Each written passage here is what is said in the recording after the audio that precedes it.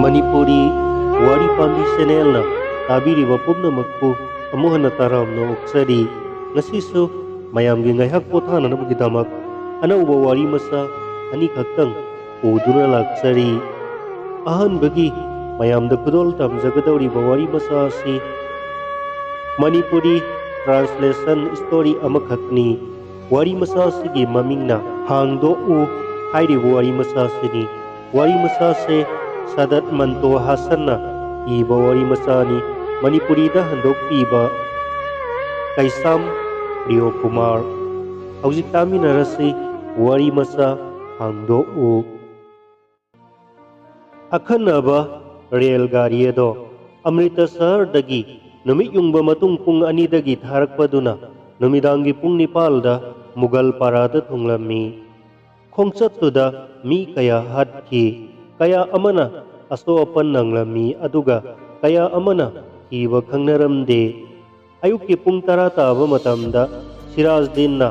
kem adugi ingkhraba laimai aduda mikap thorakpada maikai khuding masing thingamdraba nupa nupi angang mayamna irang langnarambado uraklami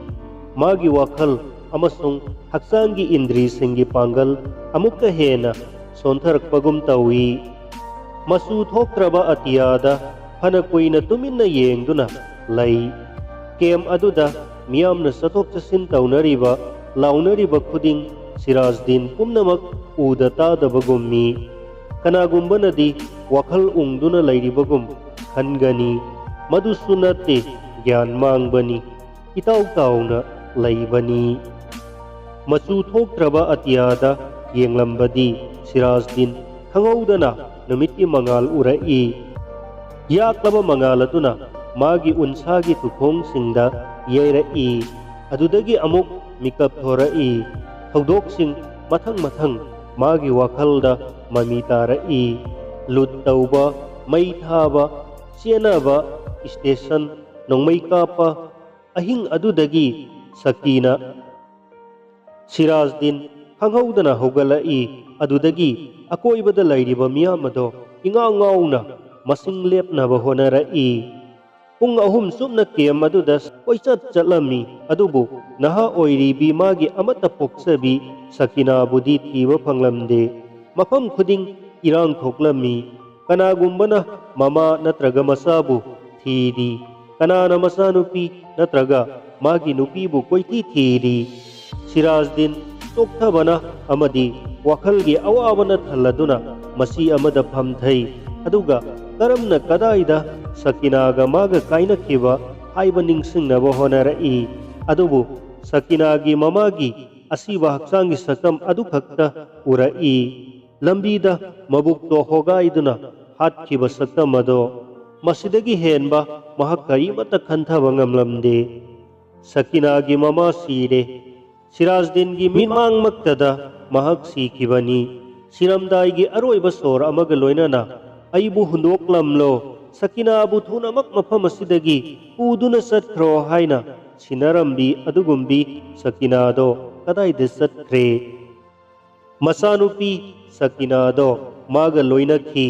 mafam adudagi makhoi ani makhongna selakhibani sakinagi sadar do masadagi takhi ngaihak leptuna punnana bohonakhi adubu masanupina laurakhi taja horasunu baba adubu leptuna sadarado hunkhi ningsingluba maktada tongthokliba magi kotki phulkhaw aduda yenglai adudagi hi masel ama singthorai sakinagi sadar adubu sakinadi kadaida toktaraba Sirajuddin gi wakhal nungdagi singthoknanaba fana honai adubu paukumdi phangde sakinabu railway station tamna purakpa ngamkhibara rail gari da mag loinana kakhat minakhibara lambi da rail gari ado thattuna lutpat hatna sunabagi irang thoklakpada mahakna wan tharingai makhoina masanupibu ukhibara magi wakhal nungda wahangtani paukum phangdaba mahaksu kanagumbagi thaujal pamlai adubu magi akoibada lairiba mi khuding chauraba kem adugi mafam khuding kanagumbagi thaujal natraga mateng darkar oiba ngaktani Siraj kapningba phawraki adubu kapte pigi khudam amata ude numit tarukni leiraga mana gyan khara tarakpadadi mabu tengbang binanaba mioi khara thengnarammi makhoi naha nipanni nongmai amadi truck gari ama honaba Sirajuddin na makoibu lisinglak asirbat tawi Sakinagi sawong sada tai usupan bini masak phajabini ai laudabani mama manbani sahi tara tare lom surabini mamit lawi masammui yet hangba khazaida asauwa samru ama thungbani mathanta poksabi masanupini mabu phangnanaba khara thibiyu alana na koibu thogjanbi sanu magi tengbang naba songthorakleba naharol singaduna nasanupi aduna hinglamba thoklabadi numit kharani gi manungda khutchinagani haina wasaklammi makoi nipan do ninghanadana khudong thiba marakta Amirta sahar tamna chatkhi nupa nupi angang kaya kanduna khudong thiroidaba mafamda purakhi numit tarani haukhre adubu masanupi Sakinabudi makoina thengnakhide nongma mi kanbagi adugumba Amirta sahargi khongsat amada makoina lambi mapanda leisabi ama urammi truck gari ado khamduna mabu tanarammi labuk amagi manakta leisabi ado pharammi yet hangba khazaida asauba samru thungbi phajarabi leisabi amani mateng pangba lakhiba truck tuda tongba nupa masa amana mangonda hairei iganu nangbu Sakina natro nupi masado haujikso kibana taipet taidi wa maset amata ngangde adubu themduna nauduna taubadagi khazikang ingtharai Sirajuddin gi masanupini haijarai naha nipaladuna themjin khochinduna ija pithak tauduna trakta kakhalhalammi phi amata indabaduda hainadaba uraduna makoigi maraktagi naha amana kot lauthokduna pi adubu phana honadunasu mathabakto thungnanaba kupsinba ngamlamde numit kayani haukhre adubu Sirajuddin Sakinagi pau amata phanglamde numit chupa tongan ba kemsingda office singda salami adubu masanupi gi maramda karimata khanglamde ahingi saruk ayamba migi tengbang liba naharol singaduna magi damak honaribado mai paknanaba isorgi mafamda khurumduna lelammi Sakina na hinglamba thoklabadi magi khongul numit kharani gi manungda liduna porakani hairamba makhoi singi damak nongma kemmayada Sirajuddin naharol singado urammi chatkadabagi sem saduna trakta phamliba singado Sirajna makhoi tamna selammi aduga hanglammi isa Sakinagi kari pau leibage aikoi mabu yamna thuna phangani yamna thuna makhoi apumbana amuktada kumlakbani aduga truck ado thauki amukka hanna Sirajuddin naharol singadugi damak isorda kurumjarai masagi awa polomado haradang yangbagum tawi numidang wairamda Sirajuddin phamlibadugi manakta irang langnarai mi mari khakna karinoma thangduna purakli mahakna koihang hangbadagi khanglai mi kharana leisabi ama gyan mangduna rel gi tali da taduna lerambadagi thengnarakpani aduga mafam asida purakpani Sirajuddin do hawgattuna matung inai leisabi ado hospital gi mioi singda sinaramlaga mi singado chatnakhi hospital gi ukhongda nga thaduna ngaihaktang leplamlaga Sirajuddin tapna manungda changlai ka aduda kanasu leite haksang ama leiriba stretcher donatana tapna sangsilli ikhang khangaudana kado khangan nga lai taiphet tairaba khazayatuda sambru odo ingan nga no urakpada laurai Sakina thongmai thangalakpa doctor aduna hanglai karino sir ai magi mapani masi khaktang Sirajuddin gi makhanaudagi thorai doctor na stretcher da leiriba haksang aduda yenglammi mihul thengnai Sirajuddin da hairai thongnau hangdo une stretcher mathakta asibagum ijatsu amata yaudana ꯇꯥꯔꯤꯕ ꯁꯀꯤꯅꯥꯒꯤ ꯍꯛꯆꯥꯡ ꯑꯗꯣ ꯈꯖꯤꯛꯇꯪ ꯂꯦꯡꯂꯛꯏ꯫ ꯊꯋꯥꯏ ꯑꯃꯗꯤ ꯏꯖꯠ ꯌꯥꯎꯗ꯭ꯔꯕ ꯈꯨꯠꯁꯥꯁꯤꯡ ꯑꯗꯨꯅ ꯃꯈ꯭ꯋꯥꯡꯗ ꯀꯤꯔꯤꯕ ꯀꯣꯡꯒꯣꯝꯅꯔꯕ ꯀꯤꯆꯤ ꯑꯗꯣ ꯇꯞꯅ ꯍꯥꯡꯗꯣꯛꯂꯛꯏ꯫ ꯑꯗꯨꯗꯒꯤ ꯁꯜꯋꯥꯔꯗꯣ ꯈ꯭ꯋꯥꯡꯒꯤ ꯃꯈꯥꯗ ꯇꯞꯅ ꯅꯥꯟꯊꯈꯤ꯫ ꯑꯍꯜ ꯑꯣꯏꯔꯕ ꯃꯄꯥ ꯁꯤꯔꯥꯖꯗꯤꯟꯅ ꯅꯨꯡꯉꯥꯏꯕꯒ ꯂꯣꯏꯅꯅ ꯂꯥꯎꯔꯛꯏ, "ꯍꯤꯡꯂꯦ! ꯑꯩꯒꯤ ꯏꯆꯥꯅꯨꯄꯤ ꯍꯤꯡꯂꯦ!" ꯁꯥꯔꯝ ꯆꯠꯄꯁꯤꯡꯒꯤ ꯃꯅꯨꯡꯗ ꯑꯃ ꯑꯣꯏꯔꯤꯕ ꯗꯥꯛꯇꯔ ꯑꯗꯨꯁꯨ ꯃꯁꯥ ꯄꯨꯝꯕ ꯍꯨꯃꯥꯡꯅ ꯄꯨꯝꯂꯨꯞ ꯂꯨꯞꯂꯛꯏ꯫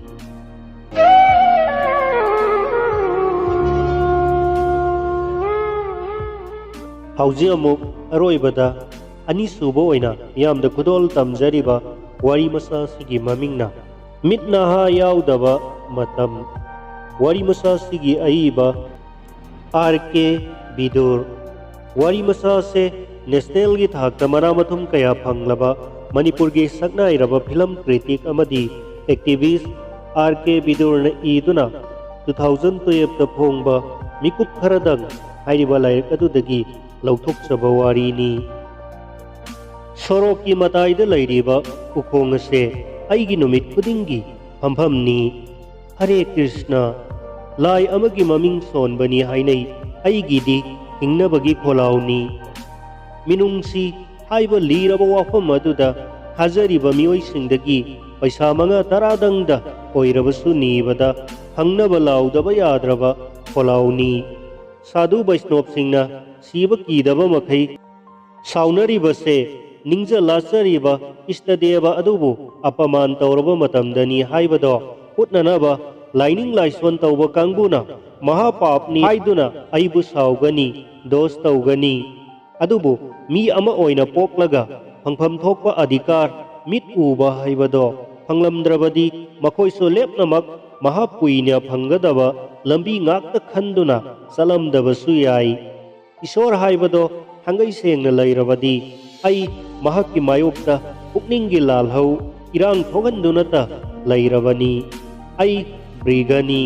ꯚꯒꯕꯥꯟꯒꯤ ꯊꯕꯥꯛꯇ ꯊꯝꯒꯅꯤ ꯈꯣꯡꯄꯥꯛꯀꯤ ꯃꯃꯤ꯫ ꯅꯖꯔꯨꯜ ꯏꯁꯂꯥꯝꯒꯤ ꯋꯥꯍꯩ ꯑꯗꯣ ꯑꯩꯒꯤ ꯄꯨꯟꯁꯤꯒꯤ ꯂꯥꯏꯋꯥꯅꯤ꯫ ꯑꯃꯝꯕ ꯑꯃꯁꯨꯡ ꯈꯣꯟꯖꯦꯜꯇꯅ ꯑꯩꯒꯤ ꯁꯪꯁꯥꯔ ꯑꯣꯏꯗꯨꯅ ꯂꯩ꯫ ꯈꯣꯟꯖꯦꯜꯗꯤ ꯇꯥꯅꯕ ꯑꯩꯒꯤ ꯏꯟꯗ꯭ꯔꯤ ꯂꯩꯕꯗꯒꯤ ꯑꯩꯅ ꯇꯠꯇꯅ ꯇꯥꯔꯦ꯫ ꯑꯃꯝꯕ ꯍꯥꯏꯕꯗꯨꯗꯤ ꯋꯥꯈꯜꯗꯒꯤ ꯈꯪꯂꯛꯄꯅꯤ, ꯃꯔꯝꯗꯤ ꯃꯃꯤꯠ ꯎꯕꯁꯤꯡ ꯑꯗꯨꯅ ꯍꯥꯏ ꯑꯃꯝꯕꯗ ꯀꯔꯤꯁꯨ ꯎꯕ ꯐꯪꯗꯦ꯫ ꯅꯤꯔꯒ ꯆꯥꯗꯨꯅ ꯍꯤꯡꯗꯕ ꯌꯥꯗ꯭ꯔꯕ ꯄꯨꯟꯁꯤꯅꯤ꯫ ꯅꯤꯕ ꯍꯦꯛ ꯇꯣꯛꯄꯗ ꯆꯥꯕ ꯐꯪꯗꯕꯗꯒꯤ ꯂꯦꯞꯀꯪ ꯀꯪꯗꯨꯅ ꯁꯤꯒꯗꯧꯔꯤꯕꯅꯤ꯫ ꯅꯤꯕꯗ ꯏꯀꯥꯏꯕ ꯁꯨꯛꯌꯥ ꯌꯥꯗꯦ꯫ ꯑꯃꯔꯣꯝꯗꯁꯨ ꯁꯤꯟꯐꯝ ꯑꯁꯦ ꯏꯊꯟꯇꯅ ꯉꯥꯛꯄ ꯆꯠꯅꯕꯤꯗꯤ ꯅꯠꯇꯦ꯫ ꯍꯥꯏꯖ ꯅꯤꯖꯕꯗ ꯏꯀꯥꯏꯗꯕ,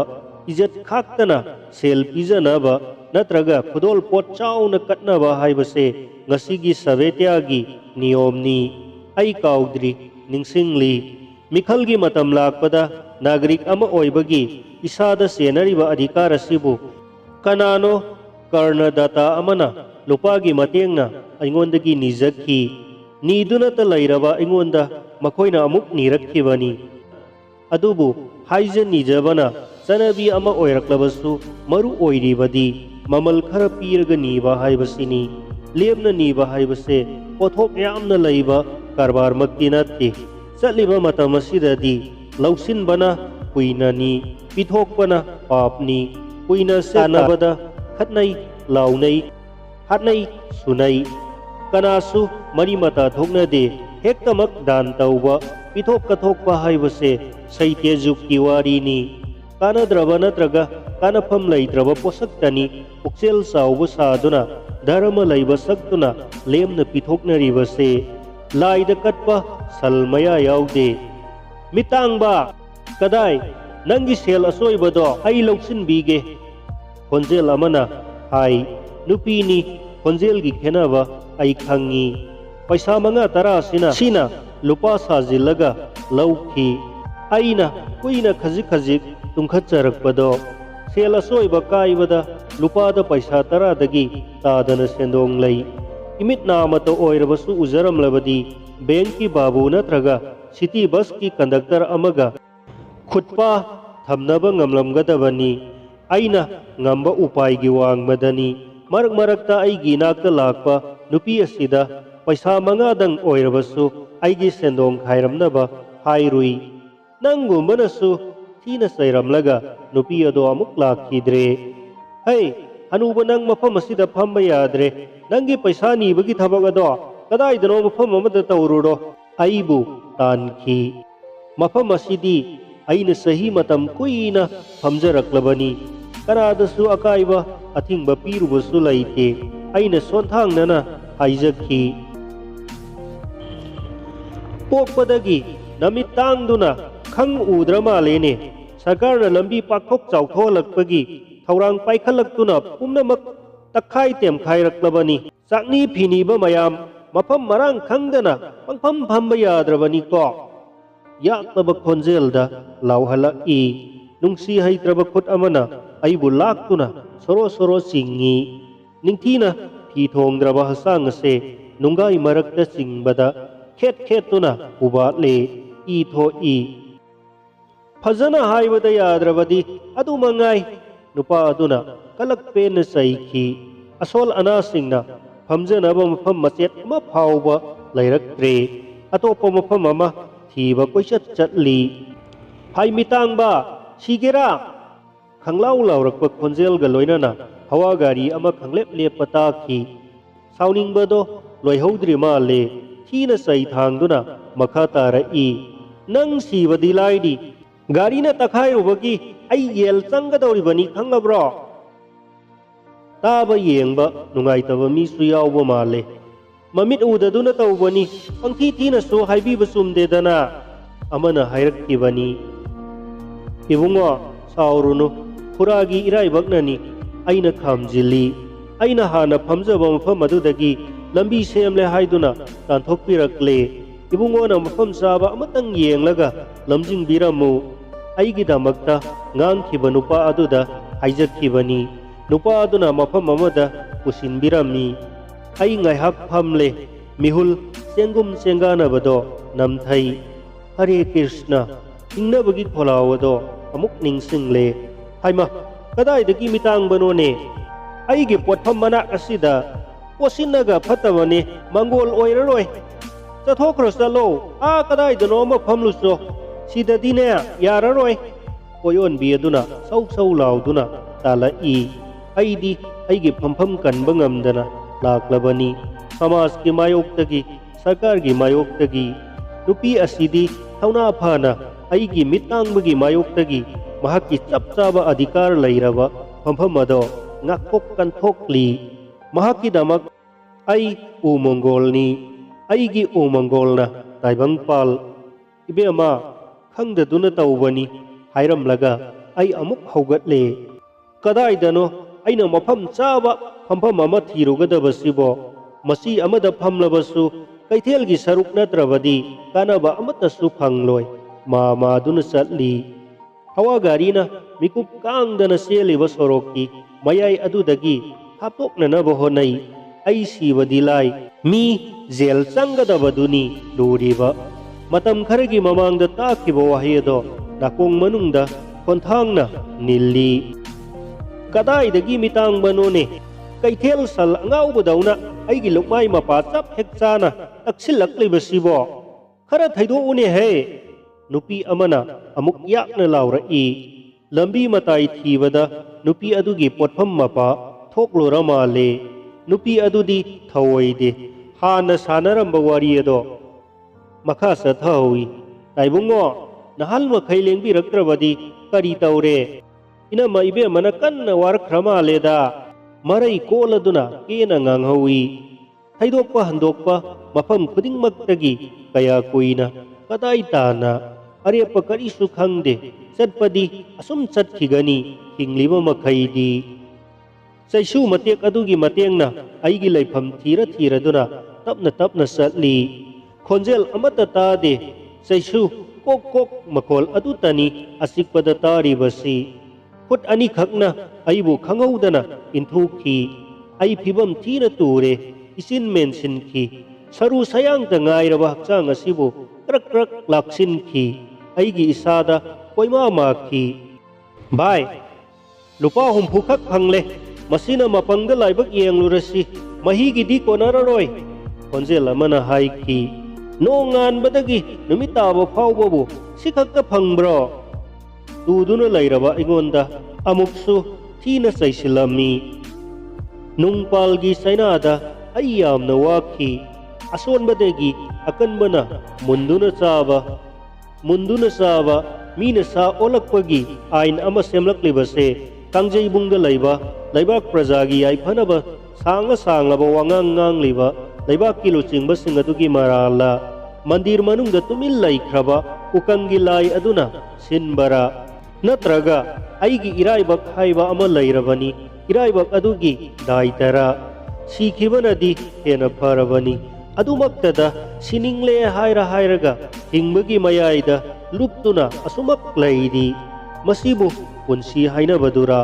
ai pokpadagi mittangduna sangsarbu ude khangde adubu mamit una poklakpa mioi kaya makoigi wakhal chanarol makoini hingliba punsi adugi saktamdi khangle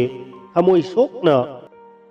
solaba isa sida pangal pudokningbagi mihul amadi hulai sauningba hoisaunabaga loinana oirambasu yai aroibagi ahuba tangkak masini punsi khongchat thawaiga haksangga kainabagi aroiba matamado ngaina